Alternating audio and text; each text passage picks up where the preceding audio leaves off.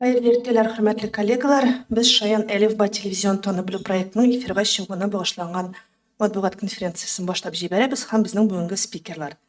Рамиля Әхмәтзакир кызы Сахабетдинова, Шаян ТВ каналы башкарма директоры, баш мөхәррире, Татарстанның атказанган мәдәният хезмәткәре.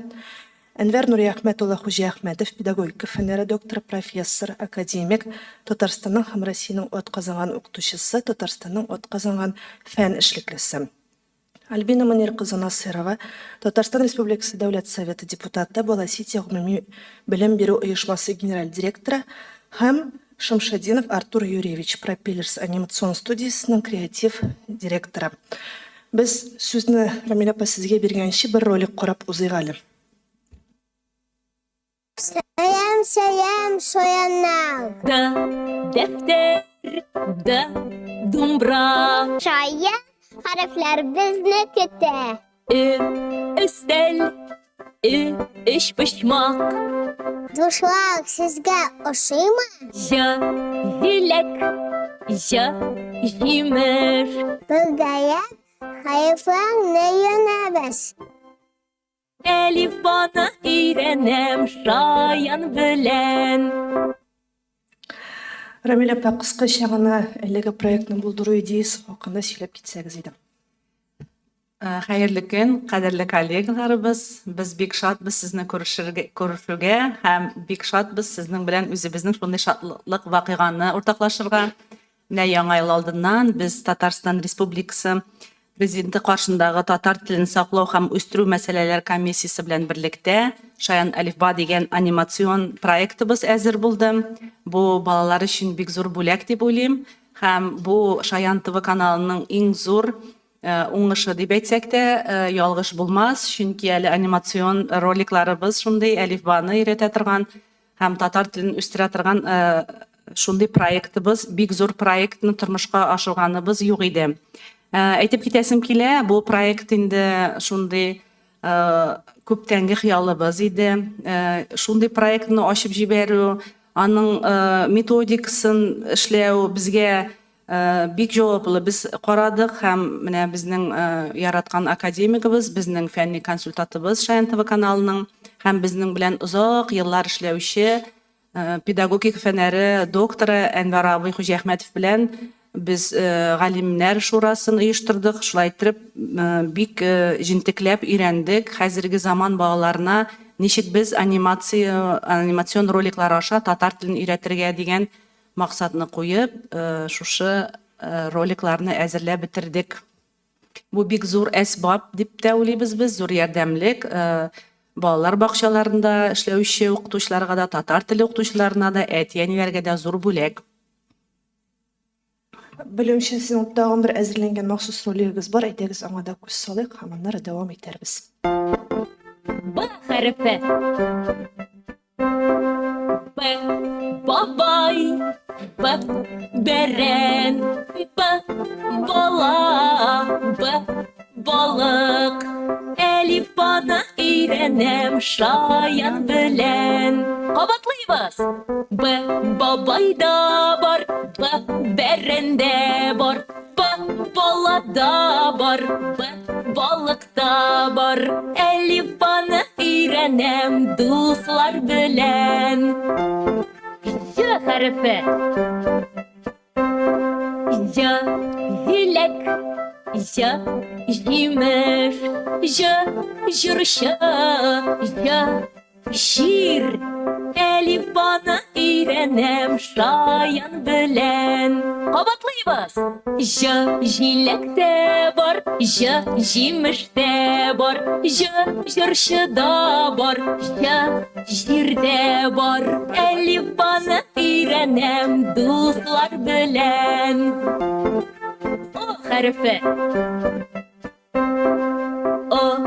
Оя, шуша, оек баш, ана. Әлифбаны өйрәнәм Шаян белән.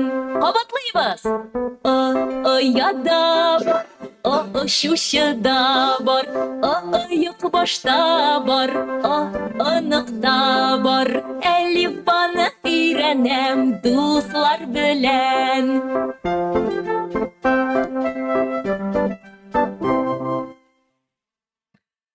Рамиля апа, сүзләр, образлар нинди принцип буенча сайланды һәм нинди факторлар исәпкә алынды әлеге проектны барлыкка китерүдә? Әлбәттә инде проектның төп максаты ул җиңел һәм шул вакытта киң кулланыла торган мисаллар, сүзләр ярдәмендә балаларга татар телен өйрәтү, хәрефләрне өйрәтү. Һәм без менә иң беренче бик күп анимацион студиялар белән эшлибез бит инде. Безнең проектларыбыз бар, Шаян рәссам, Шаян пластилин, Фильмфей белән без эшлибез анимацион студия. Һәм әлбәттә безнең Шаян ТВ каналының төп максаты бит әле ул Татарстанда анимацион студиялар белән бергә эшләү. Һәм менә без Артур Шамшадинов белән инде күптән аралашадыр идек. Аның белән дә бергәләшеп беренче проектны әзерләдек тә Татарстан Республикасы Дәүләт Советы рәисе урынбасары Марат Гытов улы Әхмәтовка күрсәттек. Шуннан соң ул безгә үзенең ярдәмен күрсәтте. Калган 38 хәрефне эшләп бетерегез диде. Һәм образларга килгәндә, сүзләргә килгәндә, бәлки фәнни яктан Әнвәр абый әйтеп китер.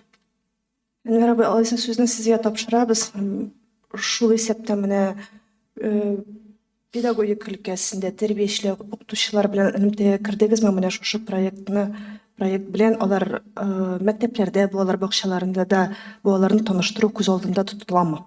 Башта ук мин шуны әйтеп китәргә тиешмен, безнең Казан Идел буе федераль университеты әле Татарстан Яңа гасыр телерадиокомпаниясының яшь тыйынлы вакытыннан бирле хезмәттәшлек итә. Без яшь тыйынлы әзерләгән барлык тапшыруларда ниндидер формада катнашабыз. Ни өчен? Чөнки беренчедән Казан федераль университеты ул Татарстанда гына түгел, бөтен Россия күләмендә педагогика өлкәсендә әйдәп баручы вуз. Һәм безнең Татарстанда һәм аннан башка Идел буе төбәкләрендә 756 терәк мәктәбебез, лицейбез һәм гимназиябез бар. Ягъни безнең базы яхшы. Һәм нигездә алар төрле типтагы. Мәктәпләр төрле типта. Әйтик, гади гомум белем бирү мәктәпләре 9 еллык, 11 еллык мәктәпләр. Аннан соң шундый ук мәктәпләр тагын 3 төрлегә бүленә. Татар теле тулысынча укытыла торган, татар теле чагыштырмача укытыла торган һәм татар теле урыс балаларына укытыла торган мәктәпләргә бүленә. Моннан тыш безнең лицейлар шулай ук 3 төрлегә бүленә, гимназиялар бүленә. Ягъни безнең базыбыз, безнең укытучыларыбыз эксперимент һәм эшне башлау өчен бар. Ул безнең башта менә Рамил Әхмәтзәкиров әйтеп үтте. Баштагы еллардан ук шулай барды. Һәм безнең һәрбер проект, һәрбер ни безнең шушы эксперименталь мәктәпләр аша уза. Һәм бездә бик күп балалар бакчалары тәрбиячеләреннән алып, бөтен фән укытучылары катнашында эшли торган күп санлы методик берләшмәләребез бар менә шушы терәк мәктәпләрдә. Шуңа күрә менә бу проект турында безнең коллегабыз Рамил Әхмәтзәкировның шушы идеясы тугач, без шулай ук үзебезнең шушы метод утырышта киңәшләштек, фикерләштек һәм кирәк дип таптык. Мин моны шулай ук шактый вакыт эчендә безнең татар телен, халкыбызның мәгарифен, әдәбиятын үстерүгә күп көч куйган Дәүләт Советы рәисе урынбасары Марат Гатовичка да җиткердек. Марат Гатович бу бик кирәкле әйбер. Моны сездән башка эшләп булмый. Моны теге бюджетта каралган ниндидер ярдәм белән генә эшли торган әйбер түгел. Моның эше күп, чөнки бу әле кадерле дуслар эшнең башыгына алга таман без әйтербез, алга таман әле бу ничек булачак. Беренчедән менә бу Шаян Әлипа, ул әгәр фәнни телдән әйтсәк, ул дидактика фәненең, тәрбия теориясе һәм методикасының бөтен төп принципларына таянып төзелә. Аның төп принципы нәрсәдә? Ул танып белү, ул үзеңнең туган телеңә мәхәббәт уяту, Татарстан шарларында ул дәүләт теленә мәхәббәт өйрәтү. Аны бит менә музыкаль берлешендә карагыз. Менә мен шушыны караган сайын эш барышында да үземне 3-4 яшьлек малай итеп хис итәм. Һәм ул дөресен әйтик, менә кайбер иптәшләр менә сорау бирә, аптырыйлар, менә безнең метод берләшмәләрдә шундый сорау булды. Бу менә кемгә исәпләнгән? Бу исәпләнгән бик киң катлам балаларга, яшьләргә дә кирәк булса өлкән яшьтәгеләргә дә. Ни өчен дип әйтерсез сез? Çünkü Elifba'nı bittiğinde biz 6 yaştan 7 yaştan okutabız bukvarını. Hem alarda bir neçe tipta bizden çıkarıla. Bu mesela saf Tatar balasına aytik mesela yakşı Tatar gailesinde üsken terbiyelengen hem Tatar tilini yakşı bilgen bağlarga onlarda tege şuşu mehabbetini tağında tireneti olanı bile. Lakin şuşu sözler aşağı şuşu müzik çünkü müzik sanatının müzikanın her yerde gerek bulun biz anlayız. Eğer mesela bizim derslik tenerse gitmeyi, bana bizden kupkine kadar bağlar jurnalları ana İlnaz başlap jiberdi rahmet anarga anlarsın. Zinnur Xitniyer başlap jiberdi biz anın ileri bilen işler bilen büyük bağlar bakışlarında bulganı biz buldu. Neçe yıllar boyuna hazırda bulabız. Tege müzikal ne koşumtalar bilen, müzikal filmler bilen, multfilmler bilen jurnallar türünde aytamin. Mene bizim mektepteki Elifba dersine olay bir jitmi. Mene şuşunu tuğulandırı maksatından çıkıp elbette eğer yakşı bağlar bakışasında işletilen terbiyesi var iken, uktuşu var iken, hem en mühimi gailede özünün bağlarında Tatar tilin şın məğnesinde özləşdirsin deyen tilek var iken, mene bu bir şın məğnesine yardımlık bulup tura. Fenli tilde etkende bizden de bu bula yardımlık pasobiye, metodiski pasobiye, uşipni pasobiye. Yani turu ol derslikte tügül ol tegenli de tügül. Şuna göre bizden mene bu terek mekteplerinde, terek bağlar bakışlarında ütkerligen oturuşlarda biz bir küpten tügül Kokmara rayının tüben üresim orta mektebinde bulduk. Mene bizden ekspert komissiya oturuşlarının direktörü o mektepte 4 tilde bilim birle. Anda Urus, Tatar, Utmurt, Maritillerinde bilim biriyle klaslar şolayıştırılgan hem bağlar nigizde 3 türlü tilini biktirip iğreneler. Mene şolay formulaştırılgan. Mene anda o şolay birinci ekspertizden öttü. Anda bik ışadı. Alar indi bu anda hazır İrgizadinoş rekupten tügülgene buldu bizde. O bizim bir galim tekşirinişi. O mene her söz boyunca o bağlar intermediate'liler iken. Mene şol kursiyetlere intermediate. Yani da okutuşunun, pedagoglarının, terbiyecilerinin, atanalarının bu bik yakşı yardımcısı bulup durala. Mene tüp prinsip mene bizden şundan çık. Рахмат сезге. Альбина сөзіне сізге тоқтырайық. Біріншіден, Бола Сити мектептерінде ғұммен әлегі проектін оларға планлаштырасыз ма? Һәм ғұммен міне балалар мындай проектларны ничек кабул ителәр? Ягъни балалар максималь рәвештә татар телен белсен, үзләштерсен, өйрәнсен өчен проектлар нинди критерийларга туры килергә тиеш? Рәхмәт сұрауығыз үшін, хәйрлі күн исәнсіз. Бірінші ширатта фырсаттан файдаланып, мен өзіміздің балалар бақшаларында мәктәптә эшләүче татар теле укытучылары исеменнән, әтиәниләр исеменнән Рамиля ханым сезгә, Шаян ТВ-га зур рәхмәтләремне ирештерәсем килә. Чөнки шуннан да бик зур эш эшләнә бүгенге көндә. Елдан-ел яңадан яңа проектлар ачыла һәм без Бола Сити, Шаян ТВ бик тыгыз элемтәдә эшләп барабыз. Безнең укытучыларыбыз менә Шаян Элифбадан кала да бик күп проектларда катнашалар һәм видео материалларны дәресләрдә күрсәтәләр.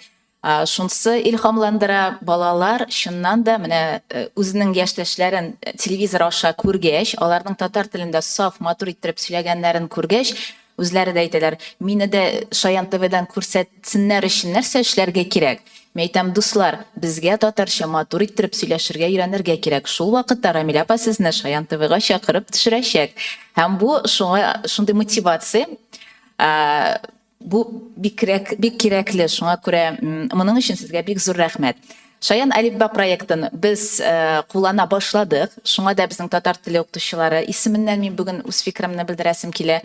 Бик актуаль һәм бик кирәкле. Чөнки бүгенге көндә балалар хәзер 5 яшьтән алып инде укырга өйрәнә башлыйлар. Безнең мәсәлән балалар бакчаларында без 4 телдә өйрәтәбез: рус, татар теле, инглиз теле, кытай теле. Һәм мәсәлән инглизләр балалар укырга өйрәнсен өчен 5 яшьтән алып бик яхшы проект Jollyphonics дигән проекты бар. Һәм менә мин чагыштырам, безнең Шаян Элифба проекты һич тә ким түгел, киресенчә шулай ук заманча, балалар психологиясын дөрес исәпкә алып ясалган. Чөнки 5 яшьлек балалар өчен нәрсә бик мөһим. Ул нинди белем булса да, ул шундый уен дәрәҗәсендә булырга Кызыклы тиеш. булырга Кызыклы булырга тиеш. Мавыктыргыч. Мавыктыргыч булырга тиеш. Һәм менә шушы без сезнең белән бүген 3 тапкыр тыңлап карадык. Инде безнең көй истә калды. Шулай бит, җырлап утырабыз үз ишебездән. Һәм менә шундый көйләр булырга тиеш. Бу бик шәп, бу миңа калса бик югары сыйфатта эшләнгән, образлары да матур, төсле, кыскача һәм истә калырлык. Шуңа күрә бу проект мин моңа 100% ышанам. Без инде үзебез куллана башладык һәм мин бик шат безнең хәзер балалар өчен рус телендә дә, инглиз телендә дә һәм татар телендә дә бик шундый югары дәрәҗәдә методик ярдәмгә килерлек проектлар бар. Шуңа күрә уңышлар телим. Һәм яңа сериялар, яңа хәрефләрне көтеп калабыз. Без үз чиратыбызда куллана башладык. Рахмет сезгә. Перед тем, как передать слово Артуру Юрьевичу, давайте посмотрим еще один ролик. Исәнмесез минем шаян дусларым.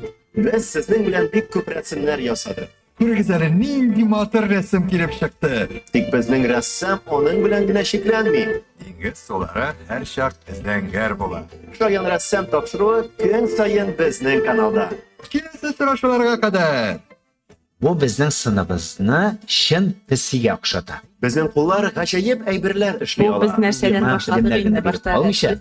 Гадәти булмаган Стилин кәеф һәм тә анимациягә күчтек. Гап-гади пластилиннан чын сәнгать әсәрләре иҗат итәргә була. була.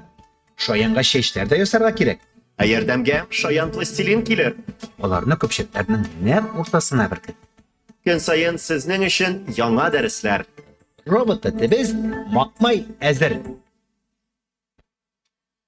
Артур Юрьевич, расскажите, пожалуйста, как вообще проходит процесс создания самих роликов, их всего 39, и какой тип анимации используется, какие у вас там есть свои внутренние технические фишки. Сколько у меня есть минут, потому что я могу бесконечно говорить про анимацию. Ну, давайте условно 3-4 минуты, не Так, более. хорошо, попробую коротко. Вот. Самое сложное на самом деле это было подобрать слова, потому что наша задача была сделать очень короткие ролики, где при появлении каждого нового слова на экране появлялась картинка, которая бы этому слову соответствовала. Я недавно тут увидел совершенно потрясающую азбуку татарского языка в библиотеке вот, в национальной, и там были прекрасные слова «дружба». Ну вот, знаете, вот эти абстрактные слова, где ты можешь полотно целое нарисовать и его очень долго рассматривать.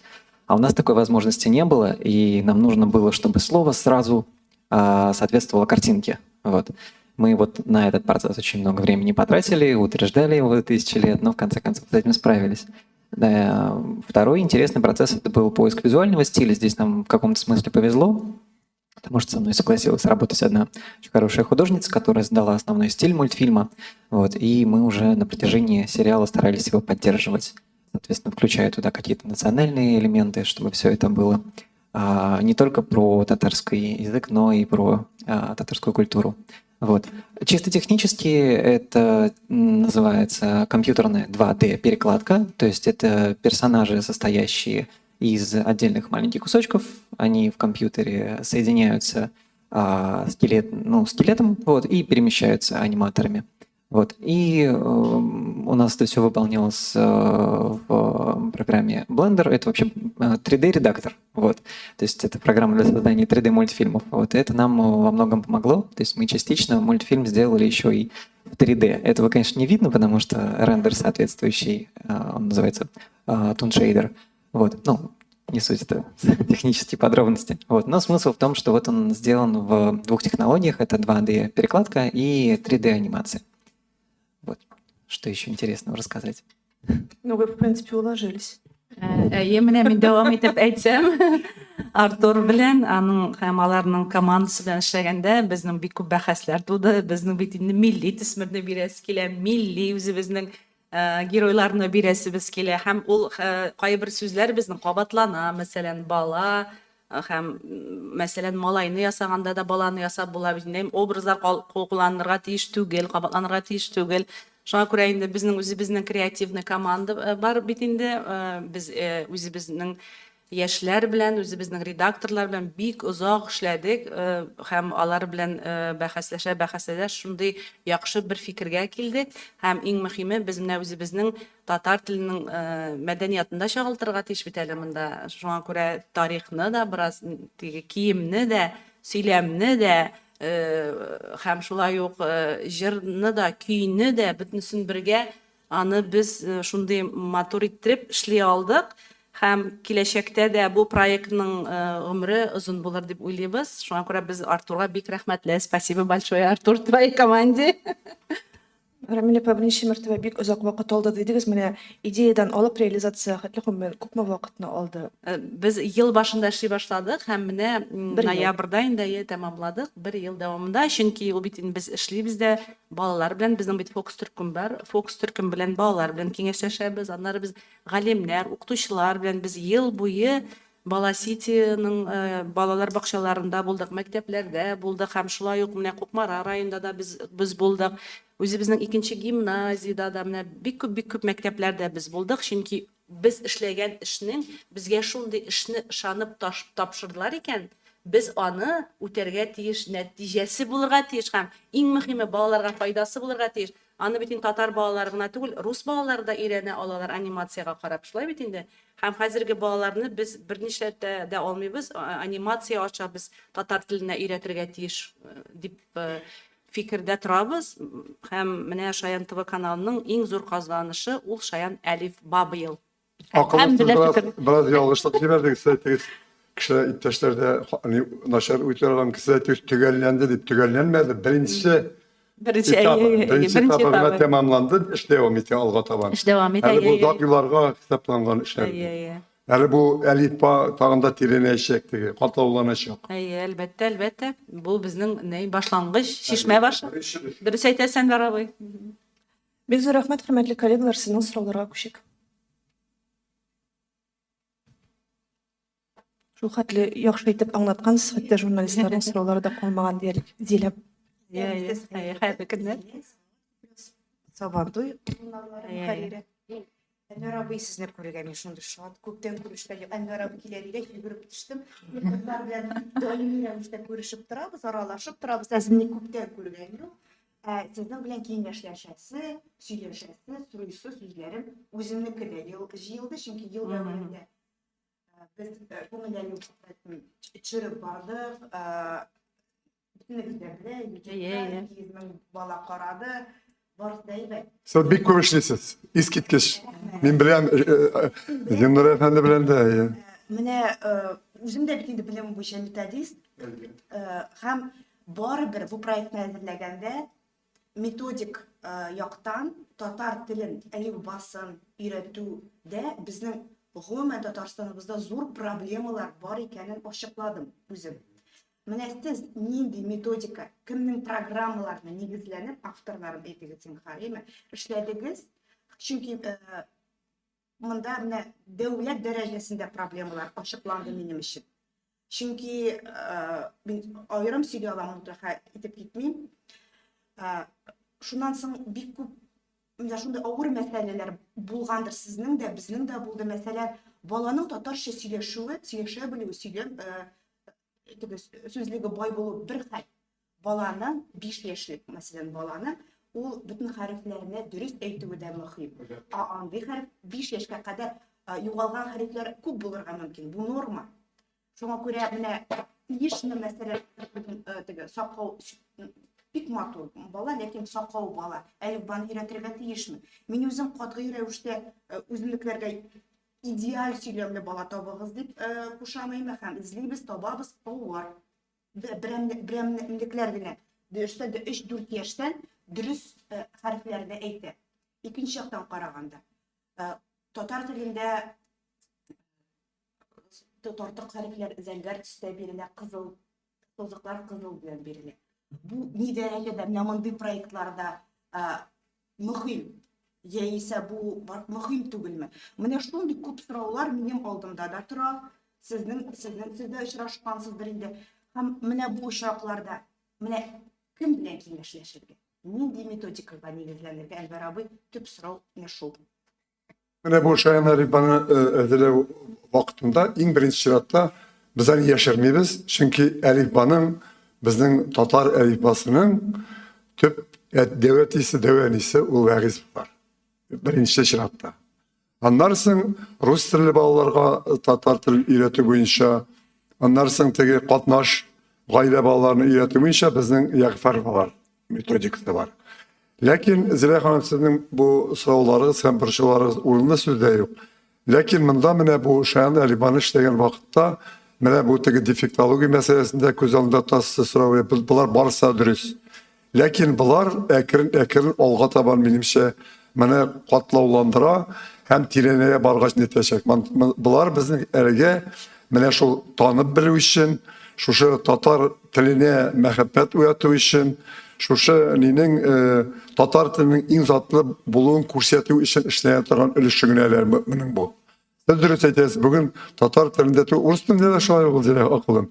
Урыс телендә дә шулай бүген гомумән сөйләү генә түгел, менә мин университетның фәнни методик үзәге җитәкчесе булып, аннар безнең кафедра bütün факультетларда эшли, математикларда да, физикларда да, юристларда да.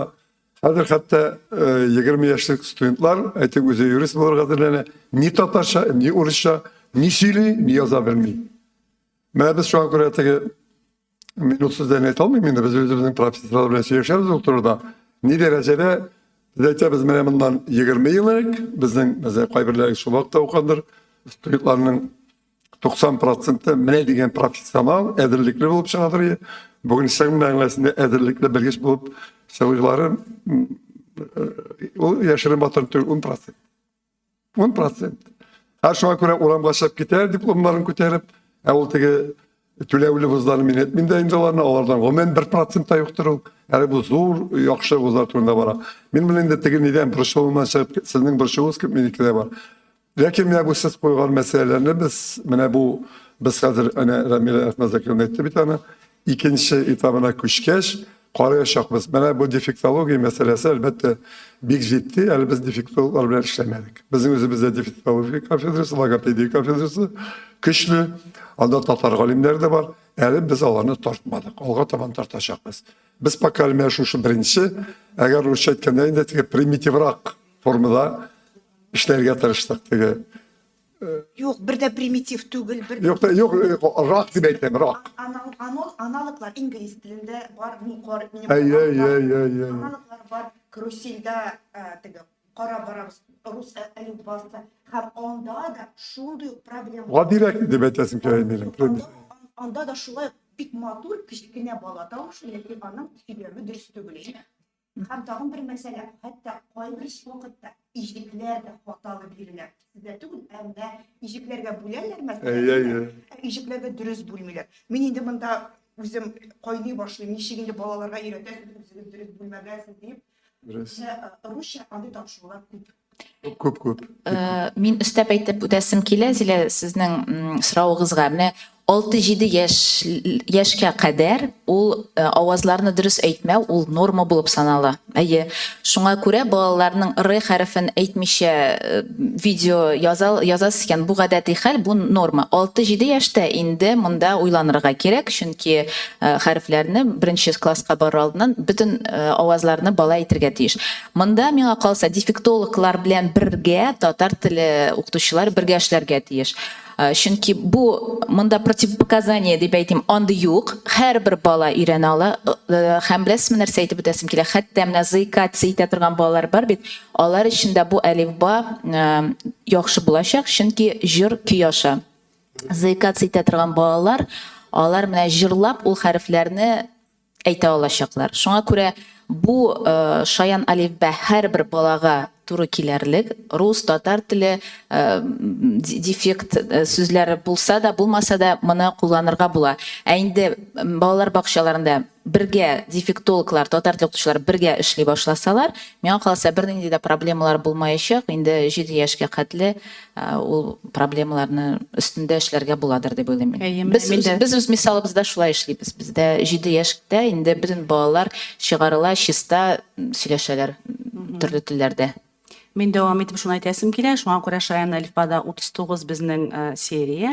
Анда безнең Резидә Сәләхова танылган безнең артистыбыз җырлый. Шуңа күрә без балаларны чакырмадык монда, чөнки барыбер укытучы кеше җырлаган һәм уларның тавышы да шундый матур, бик безгә ошады. Аның белән без бик күп проектларны эшлибез. Монда дефектология турында сүз чыкты. Сез анонсны күреп әйтәсезме әллә? Мин дөрес аңламадыммы? Зилә бик акыллы кеше, ул бөтен мәсьәләләрне бер юлы куптарды, чөнки аның бурычы юк. Юк, белән без дуслар, ничә еллар бергә эшлибез, күңелле әлифбаны да карап барабыз. Юк, сез дөрес аңламадыгыз, Әнвәр абый, мине беркем дә шимәтә алмый. Астагфирулла. Һәм мин инде күптән балалар белән эшләү кеше буларак әйтәсем килә, теге анонсны карап шундый фикер туды мәллә дим. Анонста бала бит сакаурак иде безнең. Шул фикер тугандыр дип уйладым. Гомумән алганда.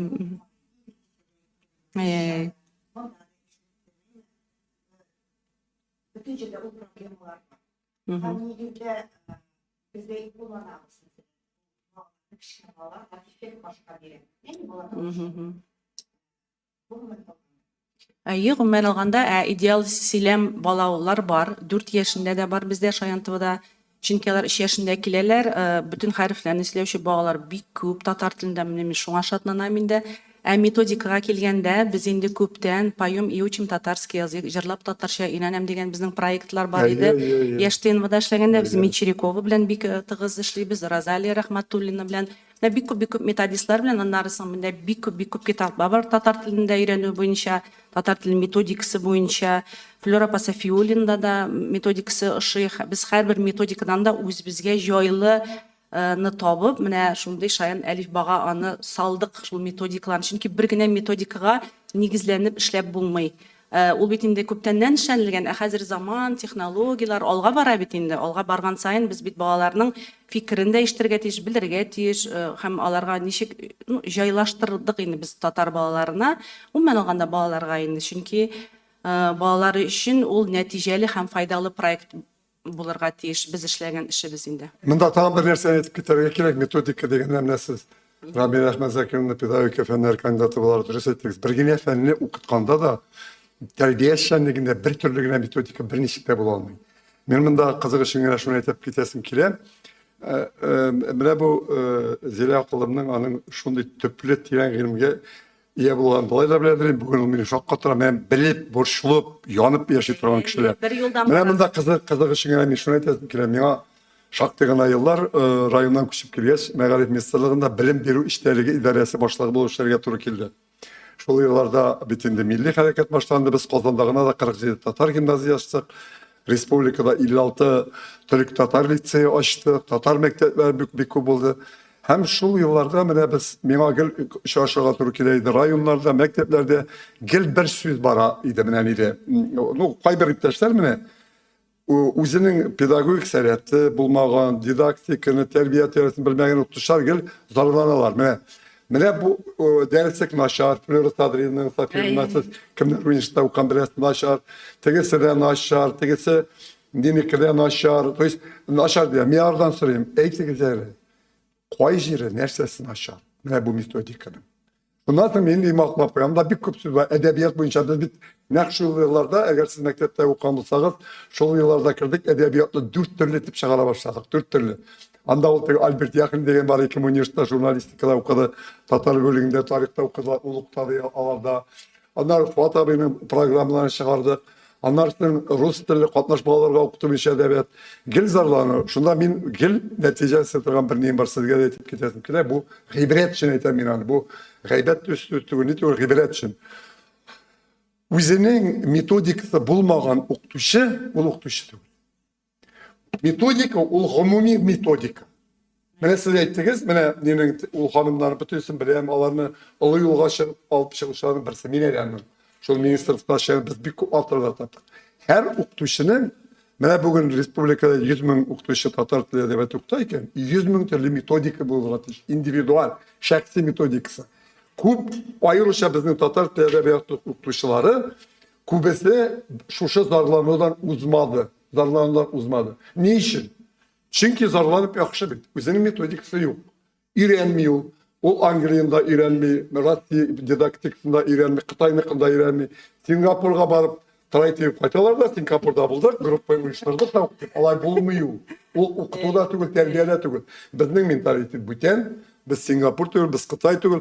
Benim magistratör grupsunda 17 Kıtay yiğitem kızı okuydu. Bizning Tatar ile Uruz bağları ders bulmasa, bana bir teşekkür kelime mesela siz kelmesiz. Allah şartları patikler öğrenmeye. Kıtaylarga paproy bir oktaşı 5 minut sonralık kese ili aldan gittin çıkar. Тут же мені андан верміз, где ваш профессор? Көрдіңіз мен нешік алар оқиын? Мен мында методикалар не үшін шығып айтам, деп ақылы мәсіде, міне журналистер аны аңларға тиіш. Міне айырыша татар тілі hem edebiyatın, bizim bütün kavga kuptardılar. Tatar тілі hem edebiyatın yaptılar, okutmuyorlar mektep. Yok. Hani bir kim yapmadı. Meskev'de yapmadı, Gustavit'te yapmadı. Bir kim yapmadı. Hani nigizde yaptırışı, elbette öpkeli. Lakin yani olsun barlıkta şulay. Tatar tili okutuunun tübü tamarın kurutuşu, o tatar tili hem edebiyat. Yani araba yumgaqlab aytkanda Yok, Şayan Elifba'nın metodik. Şayan turda söz var hem de, yakşı turda söz var. Mesela benim etken fikrini ustazlığında tırnap tırak ilk başta. Şakkaşanlar etkilemesiyle var bir fikirlerimde. Bundaki ben nersede? Benim 90'lı yıllar başında şu şeylere başladığım olan vakitte 9 yıl ministerlik kayırdım. Başta SSSR, Megalif Ministerliği de Narasiyine kalkmıştı. Min zira kıldım. Bir koşun, bir koyda. Россия министрлікlerinde, SSSR ministrliklerinde nik Tatar mektepleri aşağı, nik Tatar noktası, nik kup programı sen bir koşun işitmedin. Bir koşun. Ni için atanalar kavga çıkardı? Bilip dursunlar, benim daha bilmem bit. Ni için kavga çıkardılar? Çünkü 11 yıl okuyup Tatar dili edebiyatın kup balalar ada yok, bada yok, elif bada yok, bir nerse yok. 11 yıl atnağa bir 5-6 saat okuttuk. O yılga, niye 11 yılga bilirsin mi kup bir şey? 1000 nerse saat. Elbette atana dünyanı kuptardılar. Nik biz gerekmenge okuturga teyiş. Tatar ben Tatar, kagdalar bir nerse bilmiyor. Ama ben nikinde nerse yapmadıydı. Просто bizning Tatar edebiyatı okutuşlarının, bu metodik yapacak payta, bu büyük mühim elbette. Uz metodikları yok. Uz metodikası yok. Hem Şayan Elifba o nigizden elbette. Bizning Elifbalar kup. Sizler dürüst ayttınız, ben de dürüst ayttım. Lakin onun uz metodikası var. Uz metodikası var. Uzunun üzünçelikleri var. Uzunun vadiliği var. Uzunun tapkırlığı var. Tanıp biri üzünçelikleri var onun. Uzuniki var. Elbette onlar olsun şatıgı kamil deb aytib bo'lmaydi, chunki bizning texnik yog'i bor. Lekin bu birinchi ulushigini ham bu men tag'in bir qator aytayman. Mana bu ishni yaratgan, ishning retin bilgan o'qituvchilar uchun, tarbiyachilar uchun mana Albina xonim bir dürüst aytadi. Binalarning bolalar bog'chalarida, maktabida bir ko'p bizning kurshdagina ko'p bo'lganim bor. Chunki ol o'qituvchilarni siz o'qituvchilarni saylab olasiz. Anda Şuradan birden jelib yuradigan o'qituvchilar yo'q. Mana bu ular uchun bek niq yordamlik. Bu zila eng birinchi shiratda mana siz kuchmagan edingiz, ne bilan Timur efendi bilan men bek uzoq xizmatdoshlik bizlar bilan rayonlarda nelarda ular bizni shundoq boshladilar. Ular ko'p ish ishladilar mana shu. Ularning o'z metodikalari bor edi. U boshladilar. Timur efendi bilasizmi sandik kishini? Usniyarni. Yani biz mana shu. U boshladi. Ular haykal qo'yardi. Ortaga nega müşteri yo'lamida o'tirganda men ham altına qilib ishlab tapqir. Net o'g'itlar sahna jurnalist chiqib, adlanishlar. Mana bu o'zigizning metodika ularning. Aybit. Shunga ko'ra unda qay bir kishi o'ylaydi, o'rtaga yolqov bo'ldik turib tushar uchun bir niyul shirma. Bu metodika nachar. Amin so'rayman, endi narsasini nasharsan. Mesela Şayan Elifman'ı elbette mesela var, men onu yashirmayman. Şayan tomonidan qo'mentaga neydi şahsi niyet arkasında tege nitem bir mesela moşlu kişiler var. Ayet nerse endi bu, nersege bu? Men aytayım bu iskitkiş güzel ayber. Çünkü men Megalif ülkesinde hadip tuşlardan başlar bugüne kadar benim 54 yıl pedagogik stajım var bugün. 54 yıl pedagogik stajım. Men aytayım, men aytayım. Akında bilmeyen bir şey diyeyim. Nerse bu? Ben dünyanın kupkurga. Bu bizden Tatar aileler içinde, Uruz aileler içinde kimden mene bu? Şu neyi var? Hem ayrışa mene albini siz ne muhtuşlar, bağlı terbiye, mene diyene neybi? 5 minut kana kullan. 5 minut kullan. O şu kadar yakışı. O'zimizdan tura barisi Men da. şu aytayım xalatlar, bu o'zimizdan Materiallar bor, qo'lga olib ishlarga deganda u mene tam bir qabatlab aytayım. Tegi onu bütün siz ayrışlar jurnalistler, siz Şayan TV işte anlarga teyir. Umumi metodika yok. Annemle kaybır tegi bizim mektepte şekilmegen bin olup dışlarına kandidatlık kayaklarına söge turgan indi. Tatanalar şu metodik. Yok anlı metodika. Metodikada benim özümde dersler var. Didaktika boyunca terbiye ediyoruz. Benim 400 derste hizmetim var. Lakin ben bütün işte yazmam. Bu min takdim etken umumi metodika. Etikanda nide fizika derslerinde kullanırga mümkün olan metodikalar birer bir anda. Big zor rahmet Anwar abi edegis temaga aylanıp koydik, hürmetli kollegalar. Ha bu tema boyunca sınav idi. Min anlayayım bizden vaqt bek kısa. Şayan TV kanalında 20 dekabr kitabı bizning proyekt tanı bilip proyekti şuna göre 11 saat 25 minutda hem şulay 19 saat 25 minutda gün sayın Şayan Elifbani qararga təqdim etamiz. Ol bizning Şayan TV saytında da bulacak. Sizning fikrlaringizni kütüp qalabız. Qaragandan soң da, çünki bizning kollegalar, bizni anlaytıran kollegalar jıyılgan mında. Biz bütünüz bir yoldan barabız, bir işni işleybiz. Hem kelajakda da менә шулай хезмәттәшлек итәргә насип булсын. Бик зур рәхмәт. Менә барыгызга да һәм Шаян Әлифбаның методикасы ул Шаян ТВ методикасы. Big zor rahmet proyekt karşından da oňuşlar onu kübrek milyonlagan boğalar koraсын öğrensin, bilsin. Tatar tilli boğalar gana tügel, başka millet vekilleri de öğrensin de sizge oňuşlar tilep kalap. Onlar sana bir dersegini etip gitesini kile, men sayıtırgan tük. Mene bu indira melek mezarken sizin işiniz, şimette bulmi dediniz, sizin şimette bulmi turgandır. Lakin Türkçelerge mümkündür. Hay vakti ben bu Türkçelerge için etem. Lakin bu Şayan Telifba, ol Şayan TV kanalında gana tügel. Ol tıyın vıdada kütetilsin, kat kursetilsin. Çünkü jir şanının türlü noktalarında qarapıla. Hem bu bizim türlü sosyal şirketlerde, men indidir rüksat alasın, men yuridik alarım bilişi bitirge mümkündür. Mene обязательно keng taratırga gerek. Kişiler izleye bassınlar, kursinler. Men уже uylap duran, men 20'sinde уже birinci sözü vergenden soň, benim yüzümde şolay yok, big kupni, bütün mektep direksiyalar benim yerim var, kanallarım var. Yalan bütün seyirci veresin. Takdimi hem bedel üzümüzün Kazan Federal Üniversitesi'nin ilmi metodik sayit idisinden biz mene resmi takdim etecek, biz meğarit idarelerine, bizim halkka edrik şola sokalap, üretip, kuşatıp durmasına anlamamışlardan. Ben teni harita tügelim. Bana kak esbab olarak kullansınlar diye biz halk yazacak. Elbette bik zor rahmet Enver abi. Bu fikirlerini biz elbette iste tutacakbız. Hem eydegiz alga elhamdülillah şükür. Barşaza hayırlı mümkünler. Oo, süper. Kitap çıkardık.